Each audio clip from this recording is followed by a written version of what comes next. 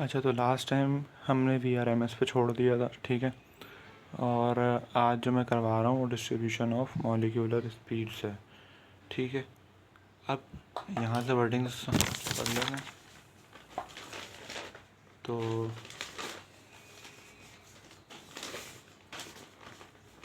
सबसे पहले हमारे पास ग्राफ है, गॉसियन बेल ग्राफ कहलाता है, ठीक है। अब डेरिवेशन किसकी है? मॉलिक्यूलर स्पीड्स की, और है किसमें? आइडियल गैस में, यानी एक ऐसी गैस जो कि आइडियल गैस के लॉस को फॉलो कर रही है। और डिस्ट्रीब्यूशन ऑफ मॉलिक्यूलर स्पीड्स, इस बात का मतलब क्या है भाई? डिस्ट्रीब्यूशन किसको कहते हैं? यानी आपके पास मिसाल के तौर पे 10 टॉफ़ियाँ हैं, आपने वो 5 लोगों में बांटी हैं। आपने क्या किया, 10 को 5 से डिवाइड कराया, 2 आंसर आ गया, ये एवरेज है। आपने सबको दो दो दो दो दो दो दे दी। बिल्कुल इसी तरीके से आपके पास एक एवरेज स्पीड आती है, वो आपको मॉलिक्यूल्स को कैसे देनी है, वो अमल कहलाता है डिस्ट्रीब्यूशन ऑफ मॉलिक्यूलर स्पीड्स का। अब यहाँ पे पढ़ो भाई, a distribution is a rule that tells how many gas molecule get an average speed, ठीक है। अब सबसे पहले ये काम किसने किया था? Maxwell first solve the problem of distribution of speed in gas containing large number of molecule. तो सबसे अब आपके पास एक सैंपल है, ठीक है, और उस सैंपल में बहुत सारे मॉलिक्यूल हैं, मिसाल के तौर पर 100 मॉलिक्यूल है। अभी थोड़ा सा हाइपोथेटिकल कंडीशन में बात करते हैं। तो उस गैस में 100 मॉलिक्यूल हैं। अब उन 100 मॉलिक्यूल्स में हमारे पास मसला कहाँ पर आया कि इसको इस सैंपल, ये जो गैस का सैंपल है, इसमें हर मॉलिक्यूल को डिफरेंट स्पीड पे हम कंसिडर कैसे करेंगे। तो मैक्सवेल ने उसके लिए सबसे पहले स्टैटिस्टिकल मैकेनिक्स को यूज़ करके फार्मूला बनाया था, ठीक है। उसके बाद फिर हुआ क्या है कि for a sample of gas at temperature T containing n molecules the probability distribution is given by. अब यहाँ से समझना है भाई, कोई एक गैस है, वो किसी ख़ास टेम्परेचर पर है, ठीक है, और वो टेम्परेचर T है। वेरिएबल क्यों यूज़ किया? वेरिएबल और कांस्टेंट इसी कहते कैसे हैं भाई? वेरिएबल उसे कहते हैं जिसमें कोई भी वैल्यू चेंज हो सकती हो, ठीक है।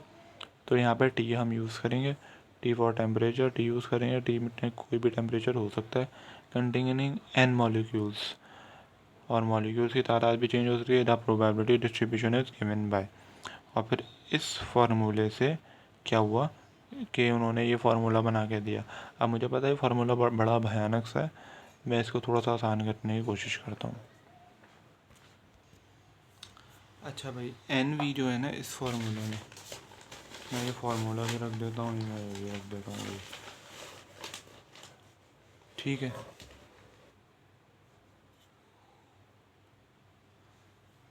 इस फार्मूले में सबसे पहली चीज़ जो एन वी है भाई, अक्सर आपने ऐसे मैथ्स में फंक्शंस देखे होंगे।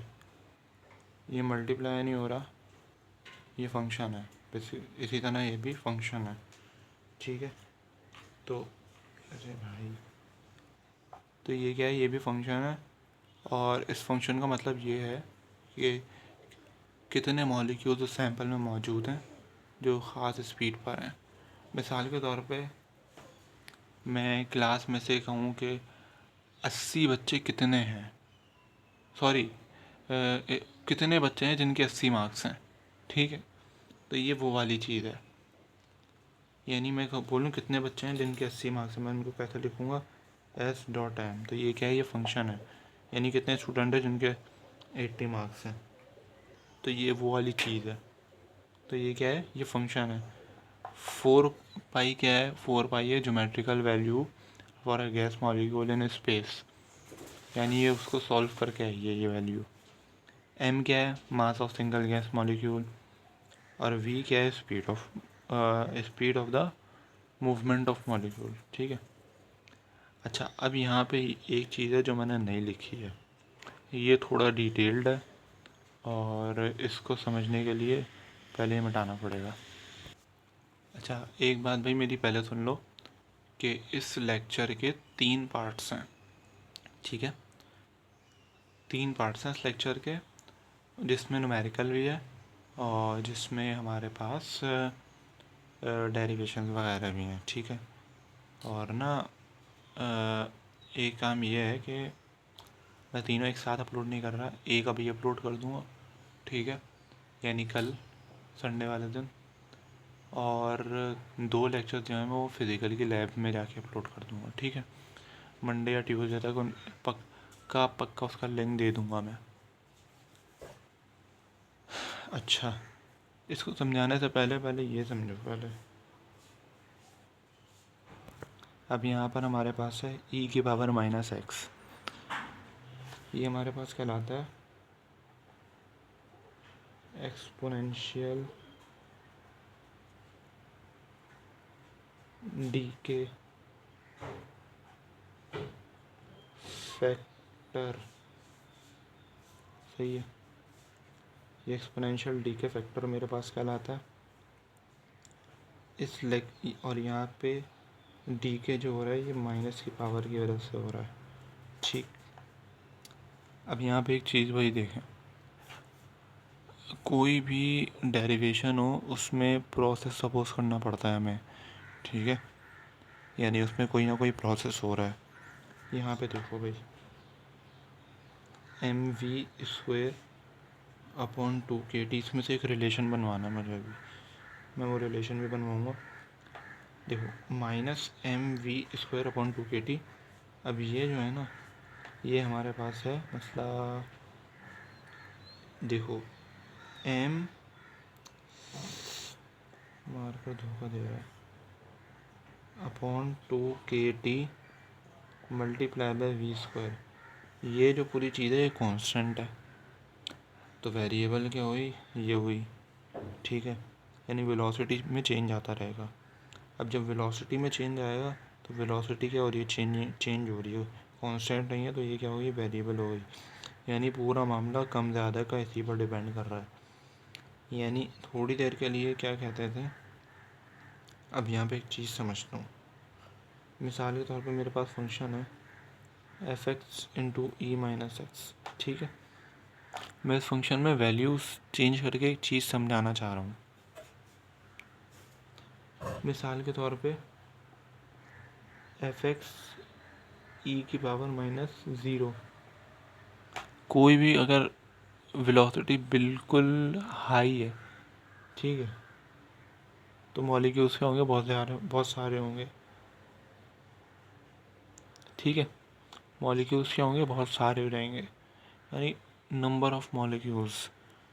ये बेसिकली जब ये हमारे पास एक्सपोनेंशियल डीके की वैल्यू ज़्यादा आएगी तो ऑटोमेटिकली हमारे पास फार्मूले में एन_वी की वैल्यू क्या हो जाएगी, हाई हो जाएगी। अभी मैं समझाता हूँ, वो चीज़ भी समझा रहा हूँ। अभी पहले सिर्फ ये समझना है, अगर मैं इसकी वैल्यू को बढ़ा रहा हूँ, यानी पावर की वैल्यू को बढ़ा रहा हूँ, तो ये क्या होगा, ये हमारे पास वैल्यू और कम हो जाएगी। अरे यार, मैंने वैल्यू लिख के रखी थी ना, कहाँ हो गई, ये देखो,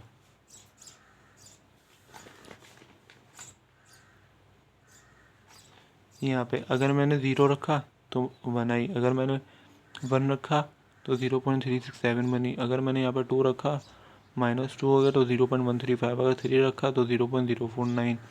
इस तरीके से क्या होगा, वैल्यू में इंक्रीमेंट आता रहेगा, तो हमारे पास आंसर में क्या होगा, डिक्रीमेंट आएगा, ठीक। अब यहाँ पर एक बात समझो यार, मैंने e⁻x की जगह अब क्या किया, mv² रखा 2kT। भाई ये चीज़ तो कांस्टेंट थी, कांस्टेंट को थोड़ी देर नाम दे देते हैं अल्फ़ा का, तो अल्फ़ा v²। अब सारा जो ताल्लुक है हमारा v से, जिस तरीके से मैंने e⁻x में x की वैल्यू बढ़वाता जा रहा था तो क्या हो रहा था, हमारे पास रिज़ल्ट क्या आ रहा था, कम आ रहा था। यानी ये वाला जो x आ रहा था ये कम होता जा रहा था, 0 पे बहुत ज़्यादा आया, ठीक है, फिर 1 पे और आया, फिर 2 पे और कम आया, फिर 3 पे और कम आया। बिल्कुल इसी तरीके से ये तो कांस्टेंट रहेगा, इस पर काम ही नहीं है हमारा। वेलोसिटी की वैल्यू अगर बढ़ती जाएगी, ठीक है, तो क्या होगा, नंबर ऑफ मॉलिक्यूल, आंसर क्या हो जाएगा, कम हो जाएगा, ठीक है, कम होता जाएगा। वो आंसर जो है वो मॉलिक्यूल्स की एक तरीके से तादाद है। अभी आगे जाके समझते हैं। यहाँ से अब एक रिलेशन बनवाना है, ठीक है। ये बल्कि सिर्फ इस पर बात कर लेते हैं। mv² अपॉन 2kT हाफ, ये mv² एज इट इज़ ले लिया और ये 1/kT ले लिया। जब इसको आपस में मल्टीप्लाई करेंगे यही चीज़ आ जाएगी। तो ये हो गया काइनेटिक एनर्जी, और काइनेटिक एनर्जी जब 1 से मल्टीप्लाई हुई तो काइनेटिक एनर्जी का फॉर्मूला एज इट इज़ आ गया, और ये अपॉन kT हो गया। मैंने क्या किया, मैंने कुछ नहीं किया भाई, ये 1/2 यहाँ पे मौजूद था, मैंने 1/2 लिख लिया। फिर mv² को यहाँ पे लिखा, बचा kT तो 1/kT कर दिया। अब हाफ mv² मेरे पास काइनेटिक एनर्जी का फॉर्मूला था, मैंने काइनेटिक एनर्जी लगाई मल्टीप्लाई बाय 1, तो काइनेटिक एनर्जी जब 1 से मल्टीप्लाई हुई तो काइनेटिक एनर्जी आ गया, अपॉन kT हो गया, तो kT मैंने नीचे लिख लिया। ये एक रिलेशन है जो कि न्यूमेरिकल्स में आगे काम आ सकता है, ठीक है, और आएगा काम। तो अब यहाँ पे एक और चीज़ देखते हैं। अब पूरा फार्मूला ज़रा बताता हूँ मैं। इसके बाद मुझे क्या चीज़ समझानी थी, ये आएगा, ये वाला पेज नंबर है, ठीक है। अच्छा, यहाँ पे एक और वर्ड भी यूज़ करूँगा मैं, वो भी बता देता हूँ। अबे मार्कर ही नहीं चल रहा यार।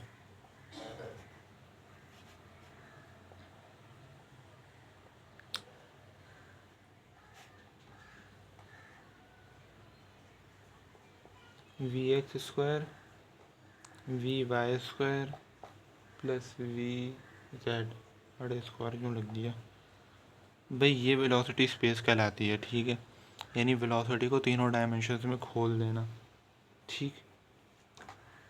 अब यहाँ पे क्या है कि चीज़ समझो भाई, 4πn/m, ये बगैर देखे मैं लिख रहा हूँ क्योंकि याद हो चुका है। जब ऐसे समझ के याद करोगे तो हो जाएगा याद।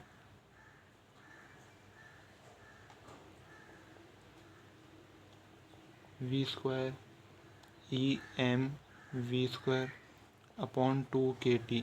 भाई हमारे पास ये भी चीज़, जब हम कोई प्रोसेस डील कर रहे होंगे तो क्या उसमें मॉलिक्यूल चेंज हो रहेंगे, कभी 50 हो गए, कभी 100 हो गए? नहीं भाई, 100 का अगर हम प्रोसेस डील कर रहे हैं तो 100 ही रहेंगे।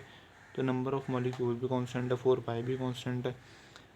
ड्यूरिंग द प्रोसेस पूरी गैस का मास, या फिर अगर उसमें इंडिविजुअली एक मॉलिक्यूल की बात कर लें तो उसका मास भी सेम रहेगा, 2πkT। टेम्परेचर भी हमारे पास सेम रहेगा।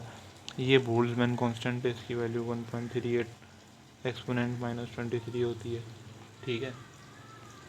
तो सब ऑलमोस्ट हमारे पास क्या रहेगा, सेम रहेगा, टी भी चेंज नहीं हो रहा, और ई में हमारे पास v² की वजह से ये वेरिएबल बन रहा है। तो ये दो चीज़ें क्या हो जाएंगी, वेरिएबल हो जाएंगी, वरना इसमें भी m/2kT कांस्टेंट है, ठीक है। तो ये हो गया, और मतलब मैंने कांस्टेंट को क्या नाम दिया है, ए का नाम दे दिया, v² E -m v² 2kT।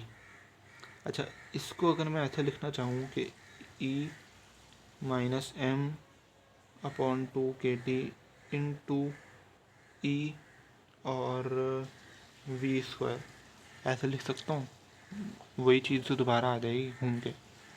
तो इसमें ये जो चीज़ है ये भी कांस्टेंट है, ये मैं समझाना चाह रहा था, ठीक। तो इसको हम एज अ कांस्टेंट ही डील करेंगे, लेकिन चूँकि दोनों मिल गए आपस में और ये आंसर बना, तो इसलिए इसको पूरा वेरिएबल डील कर रहा है। तो इसमें a जो है वो कांस्टेंट है v², और e की पावर -mv²/2kT ये हमारे पास वेरिएबल है, अनकॉन्स्टेंट है, कांस्टेंट नहीं है, ठीक है।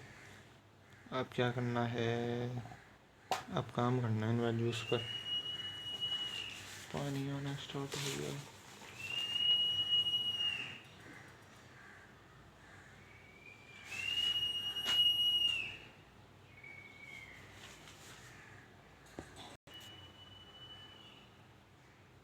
अब यहाँ पे देखो भाई, यहाँ पे हमारे पास है स्पीड एक्सपोनेंट, यानी वही ई वाली चीज़ है, ई की power minus m v square upon 2 kT, value of v और फिर रिजल्ट। अगर हमारे पास ई की power minus m v square upon 2 kT में वी स्मॉल है, बहुत ज़्यादा स्मॉल है, तो ऑटोमेटिकली क्या आएगी, वैल्यू 1 आ जाएगी। यानी एम वी स्क्वायर में वी बहुत स्मॉल हो तो क्या होगा, हमारे पास बहुत सारे मॉलिक्यूल हैं। अगर क्या हो, मीडियम वी हो, यानी इसमें हमारे पास वी की जो वैल्यू बहुत दरमियानी किस्म की है, तो अराउंड ज़ीरो आंसर आएगा, यानी मॉलिक्यूल्स बहुत कम है। और अगर वी बहुत ही बड़ा है तो तकरीबन नियर ज़ीरो आंसर आएगा, वेरी फ्यू। यानी और अगर हमारे पास वी की वैल्यू ज़ीरो है तो आंसर हमारे पास 1 बनेगा, यानी बहुत सारे मॉलिक्यूल्स हैं। इसकी आसान बात समझ लो कि वेलोसिटी से नंबर ऑफ मॉलिक्यूल्स से हमारा जो रिलेशन है वेलोसिटी का इन्वर्सली प्रोपोर्शनल है। भाई एक कमरा है, उस एक कमरे में एक बंदा मौजूद है तो वो उसमें आराम से दौड़ सकता है, लेकिन एक कमरा है और उसमें 100 बंदे हैं, क्या वो आराम से दौड़ सकते हैं? नहीं। ठीक है, तो ये वही वाली चीज़ है।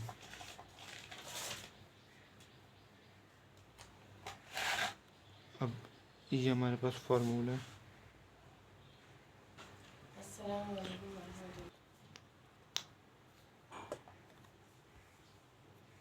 अब इसमें हमारे पास क्या है, 4πn, और ये वाली पूरी चीज़ क्या है, कांस्टेंट है। वी क्या है, वी वेरिएबल है, सारा काम ही वी पर डिपेंड है। अब यहाँ पे समझना ये क्या था भाई, number of molecules moving with speed v. ठीक, यानी नंबर ऑफ मॉलिक्यूल्स ये हमें बता रहा है। अब जब नंबर ऑफ मॉलिक्यूल्स ये बता रहा है तो अगर वी, यहाँ से देखो भाई, वी क्या है, अगर बहुत बड़ा होगा यानी वी की वैल्यू बहुत बड़ी होगी, यानी वेलोसिटी बहुत ज़्यादा होगी। ठीक है, तो वही बात, एक कमरे में अगर एक आदमी तेज़ी से भाग रहा है यानी आदमी उस कमरे में बहुत कम है, तो ऑटोमेटिकली ये क्या है, ये हमारे पास 0.1 में अगर आंसर चला जाए और ये मतलब वेलोसिटी की जो वैल्यू है वो बहुत हाई हो जाएगी तो आंसर ज़ीरोज़ में चला जाएगा, और जब वो ज़ीरोज़ पूरे इससे मल्टीप्लाई होंगे तो ऑटोमेटिकली आंसर डिक्रीज हो जाएगा। तो एन वी की जो वैल्यू रहेगी ऑटोमेटिकली डिक्रीज हो जाएगी। अब बात समझ में आई, यानी वैल्यू क्या है, डिक्रीमेंट की तरफ जाएगी, डिक्रीज होती जाएगी, होती जाएगी, होती जाएगी। और अगर वेलोसिटी की वैल्यू बहुत कम हो जाएगी, बहुत कम, यानी कि मिसाल के तौर पर 1 आ जाए इस पूरे का आंसर, तो क्या होगा, एन वी की जो वैल्यू है यानी मॉलिक्यूल्स की तादाद जो है वो ज़्यादा है, इसीलिए वेलोसिटी कम हो रही है। अब आई बात समझ। अब हमारे पास जो फार्मूले की डेरिवेशन है, एक डेरिवेशन इसमें, एक डेरिवेशन दूसरे में, एक में तीसरे में, ठीक है। तो अब यहाँ पे करना है क्या, डेरिवेशन करनी है। डेरिवेशन किस चीज़ की करनी है? अच्छा, यहाँ पे एक बात समझा दूँ, अगर एन वी हमारे पास, भाई मैं इसमें एक ही में कर दूँगा यार, मेरे पास एक ख़त्म हो गई है, किस साइड से चल रहा है, चल ही नहीं रहा। एन वी ये अकेला क्या होगा, ये डिफरेंस हमें शो नहीं करेगा, तो इसके साथ हमें डी वी ऐड करना पड़ेगा ताकि हमारे पास डिफ्रेंसीशन के साथ वैल्यू आ जाए। ठीक है, यानी ये बहुत शॉर्ट सा डिफरेंस है, मिसाल के तौर पर 600 है, 600 में 2 ऐड करा दें तो ये जो डी वी है ये 2 है। ठीक है,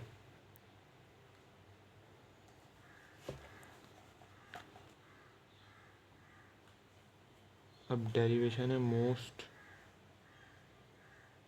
probable speed for molecule in ideal gas, एक आइडियल गैस में मुमकिन से मुमकिन स्पीड कितनी हो सकती है। ठीक है, अब यहाँ पे करेंगे क्या यार, तो मैं इसको एक ही पे रोक दूँगा। फॉर्मूला है हमारे पास 4 पाई एन 4 पाई एन m/2 पाई KT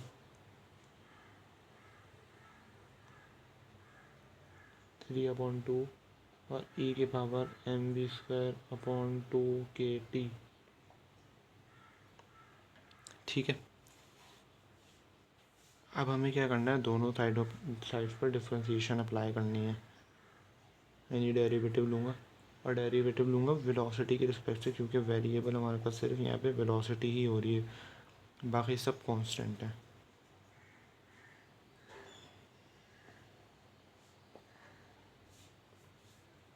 और ये भी हो गया dv 4 पाई n, और ये पूरा ब्रैकेट में ले लिया m/2 पाई KT 3/2 v²e−mv²/2KT। ये हो गया, सही है। अब मैंने इसको a कहा हुआ था, तो अब मैं यहाँ पे अगले स्टेप में इसको a कह देता हूँ। ठीक है, अरे भाई चल जा यार। d/dv ऑन nv, उसके बाद d/dv a v² emv²/2KT। ठीक है, तो मैंने यहाँ पे इसको कांस्टेंट ले लिया a। अब यहाँ पे एक बात समझने की है, dy/dx मैंने यहाँ पे चेन रूल यूज़ किया, चेन रूल में 0 हो जाता है। ये बेसिकली स्लोप है। ठीक है, यानी एक स्लोप में मैक्सिमम पे जब जाएंगे, और इसको मैं देखूँ तो कुछ ऐसी फ्लैट सरफेस आती है। अगर इस फ्लैट सरफेस में देखूँ तो स्लोप की वैल्यू कभी चेंज नहीं हो रही होती, या स्लोप कह लो कि 0 होता है। ठीक है, यानी अगर मैं यूं लाइन ड्रॉ करूं और उस फ्लैट सरफेस पे चेक करूंगा, स्लोप तो 0 आ रहा होगा। ठीक है, तो जहाँ पे इंक्लाइनेशन 0 वहाँ पे स्लोप 0, तो यहाँ पे क्या हो रहा है, स्लोप 0 हो गया। तो अब क्या है, यहाँ पे dy है, यहाँ पे dy की जगह dnv है, और dx की जगह dv है, तो मैं इसको भी 0 कह सकता हूँ। ठीक है, अब d/dv, अब मैं इसको यहाँ पर डिफ्रेंशिएट कर ही नहीं रहा, क्योंकि कांस्टेंट है, इसको उड़ा देना है सर के मेथड के तहत। ठीक है, तो यहाँ पर क्या हो जाएगा, यहाँ पे हमारे पास डेरिवेटिव अप्लाई होगा v² emv²/2KT। समझ में आई बात। अब क्या होगा यहाँ पे, अब मैंने शुरू में ही कहा था कि m/2KT को हम अल्फ़ा बोलेंगे, तो d/dv v² e−अल्फ़ा, और ये हो गया v²। ठीक है,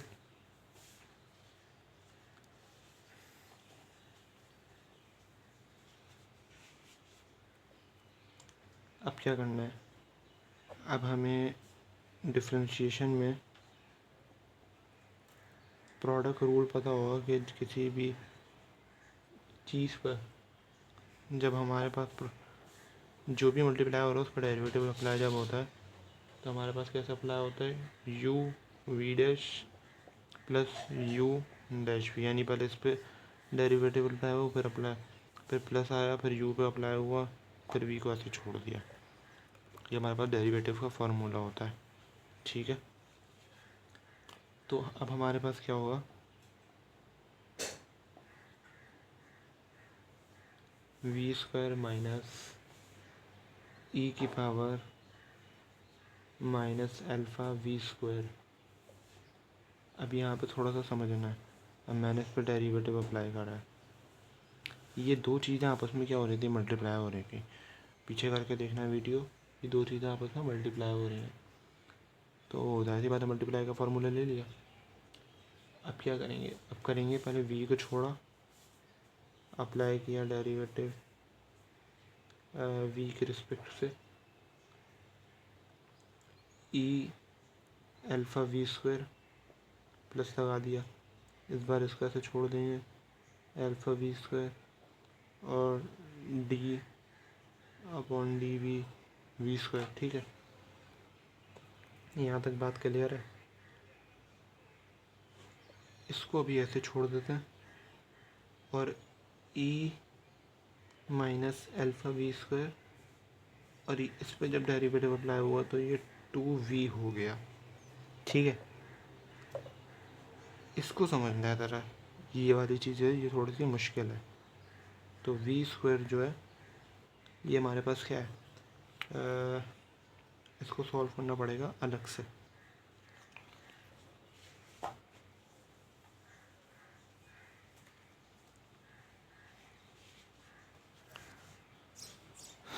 अब यहाँ पे देखो भाई, डी बाय डी वी जब इस पे लेते हैं माइनस का अल्फ़ा वी स्क्वायर पे, तो ये क्या है, ये एक्सपोनेंशियल फंक्शन आ रहा है हमारे पास, उस पर डेरिवेटिव आ रहा है। तो इसमें होगा क्या, एक्सपोनेंशियल पे पहले एज इट इज़ लिख देंगे, फिर मल्टीप्लाई हो जाएगा और डेरिवेटिव हो जाएगा,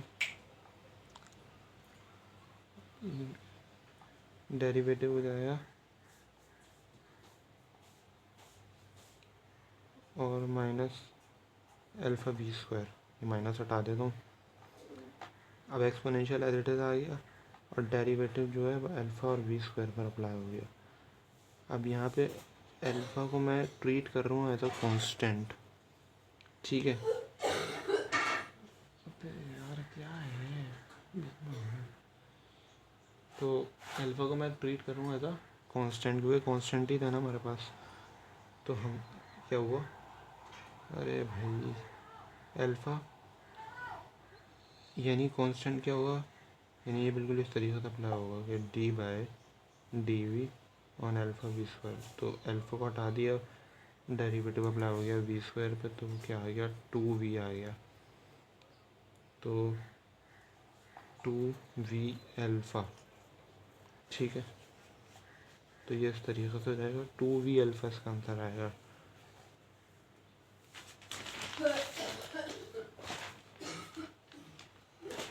अब इधर देखो भाई तुम लोग, ठीक है, अगर वो सॉल्व करते जा रहे होगे तो यहाँ पे समझ में आ जाएगा।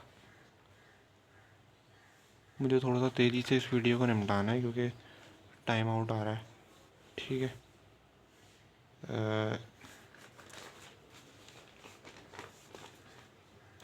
हमारे पास ये आ गया। ठीक है, ई पर अगर डेरिवेटिव लिया तो हमारे पास क्या आ रहा था, माइनस का अल्फ़ा 2v आ रहा था। यार मैं पूरा डिटेल में करा ही देता हूँ, या इसके बाद वाला मैं अगले पार्ट में कराता हूँ।